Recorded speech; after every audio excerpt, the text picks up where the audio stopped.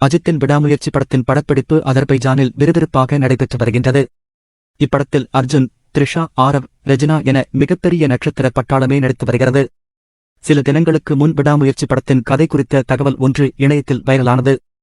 அதாவது கணவன் மனைவியாக நடிக்கும் அஜித்தும் த்ரிஷாவும் ஒரு டிரிப்பிற்காக வெளியூர் செல்கிறார்களாம். அங்கு த்ரிஷா காணாமல் போய்விடுகிறாராம். அப்போது த்ரிஷா துரதிருஷ்டவசமாக வில்லன் குரூப்பில் சிக்கிவிட மனைவியை தேடும்போது ஏற்படும் பிரச்சினைகளை அஜித் எதிர்கொள்வதுதான் இந்த படத்தின் கதை என கூறப்படுகிறது. மனைவியை தேட அஜித் எடுத்துக்கொண்ட விடாமுயற்சி தான் விடாமுயற்சி படத்தின் கதை என வெளியான தகவல் எந்தளவிற்கு உண்மை என தெரியவில்லை. இந்நிலையில் விறுவிறுப்பாக நடைபெற்று வரும் விடாமுயற்சி படப்பிடிப்பிற்கு திடீரென ஒரு சிக்கல் ஏற்பட்டுள்ளது. படப்பிடிப்பை விரைவாக முடிக்க வேண்டும் என்ற காரணத்திற்காக அஜர்பைஜானில் வாரத்தின் 7 நாட்களும் முழுவீச்சில் ஷூட்டிங் போய்க் கொண்டிருக்கிறது. படக்குழுவினர் ஓய்வின்றி அயராது உழைத்து வருகின்றனர்.